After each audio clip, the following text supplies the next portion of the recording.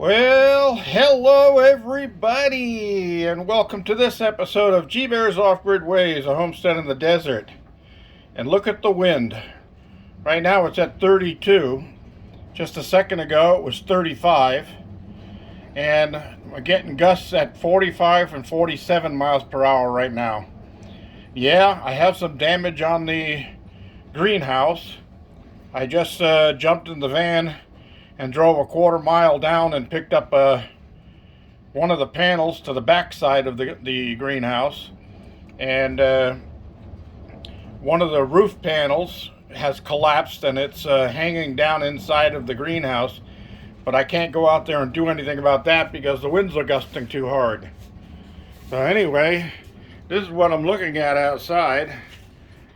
I mean, giant dust storm. You can barely see anything. I mean, even a quarter mile away, it's completely dusted out. We'll move over here and look out this way. It blew over my old barbecue right there, knocked that over, and that's what the noise was when I was videoing a little while ago, or earlier this morning when I did the video on the wind power. So you see some cardboard out there against the bushes.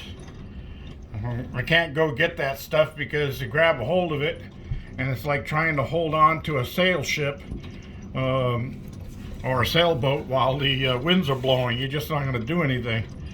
I can just barely make out traffic on the highway, and that's a mile and a quarter away. So yeah, it's pretty nasty. There's the let me get this over here.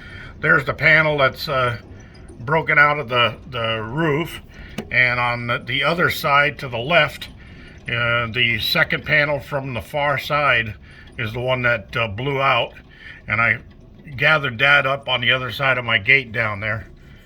So yeah, it's been pretty nasty all day. This all started last night and blew through the night, as I said earlier. And it's just getting worse and worse as the day goes on. And this isn't supposed to end until sometime tomorrow. So it's going to go all night long. I've got stuff all over the place out there that's just blowing like crazy. I just look at that bird trying to fly into the wind, and the winds are so strong, it's not making any headway. They're just flapping their wings and staying in one place. Yeah, it's pretty nasty out there. So anyway, I've been hunkered down in the cabin all day. So I decided that I was gonna use some eggs and make a cake. So I did. I only made a 1-layer cake. I didn't make a 2-layer cake. And this is it right here. And I got the icing or the frosting on it now. And I made that with that's a coconut and pecan glaze, because I happen to have a small bag of coconut and a small bag of pecans that I was going to use for adding to my next banana bread. But I decided, well, I'll make up this because just a sugary glaze isn't that good for a cake. And it's a yellow cake, and I'll be having that for dessert tonight. So, looking good, huh? Smells scrumptious. But I gotta fight the urge to cut into it right now because I got other things I gotta do. Anyway, that's what's been going on here. We'll look out this way. The solar panels are jumping around like crazy.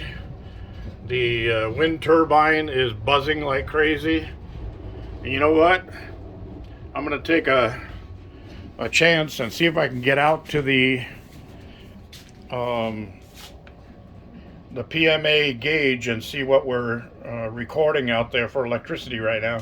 As you can see, it's only 60 degrees, and I've got my my heaters running. I got that little one over there set at 80 degrees, and I got the one in the bedroom set at 80 degrees. and I still have, that's the voltage on my battery bank right now. So I'm running everything I can, the TVs, the cameras, computers, everything is turned on in the cabin, and I still have, let's put it at float voltages. So hold your ears so the wind doesn't deafen you as I step out here if I can. Oh, it looks like it blew some of the two lights I had on top of the swing are blown off. And yeah, I was doing some gold panning in here, and I remembered I had my gold pans just floating in the water, because I was going to do those in the video today. And I went to bed last night, and then I heard the winds come up during the night, and I had to get up and go outside and take those pans in before the gusts grabbed a hold of them and blew them away. All right, let's see what we got going in here. Well, the winds are calming down here a little bit. See where we're at. 84 peak amps. Running 36.7 and 36, 39. Well, it's up and down. It's all over the place. But let's see, where was the watts peak? Amps peak 84, watts peak 1269, 1270 watts. So yeah, it's cranking things out. And my Ames, the fans are not running on it, even though I'm running all that stuff inside the cabin. And here you see, I'm at 13.8, so got plenty of power, and we are on float, like I said we would be. Get right in there, you can see the word float. So yeah, I've got all my fans in here running to keep this stuff cool in this heat, and I've got the fan running below my bridge rectifier here to keep that cool, and it's as cool as can be. Well, it's maybe lukewarm at the most, lukewarm. So that's fine. As long as that fan is running down here, it keeps air going across there, and that's why the other one burnt up, was because I had shut that fan off. And I got from now on, I'm gonna leave that fan running all the time, even if there's no wind, because it doesn't use that much. And I'm watching this thing peak over 500 or 600 watts of power coming in, up and down. And ever since I put the Midnight Classic and the Rover in, my dump load has never turned on. Okay, so apparently they're controlling the battery voltages at such a great way of controlling them that I don't even really need this thing anymore. It's really not doing anything, but I'm going to leave it on there as a backup just in case the system goes out. Yeah, there's no heat on this coil at all, so that hasn't been turning on. So we're just fine out here. Great deal. All right, well, I'm going to try to head back in, and I'll get this video posted and see how things turn out for the night. Wow, it's like a war zone out here. It's really weird to look and see just a great, a tan, dusty look where you usually see signs of life. And I understand that the CHP closed a bunch of roads in the Lancaster area because the dust storms and the winds were so bad, visibility was down to 0. You couldn't even see it out the windshield of your vehicle. So they definitely decided to. Holy smoke! Whoa! Wow! It just blew the swing over into the fire pit. That's one heck of a gust. Sure, it's going like crazy. What do we got going here? 400, 500, 600, 700. Well, 700 watts coming in off of that one wind gust. That's a lot of power.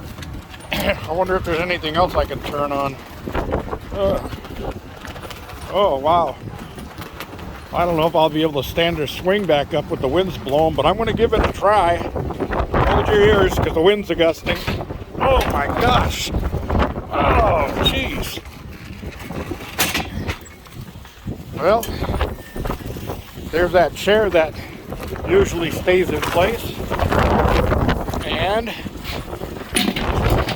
put the fire pit back in place.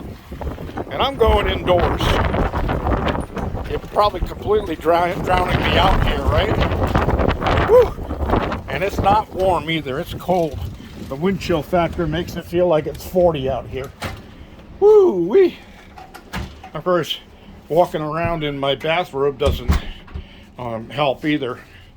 It's a terry cloth and it's warm when you're inside the cabin, but when the winds are blowing up it gets a little cold.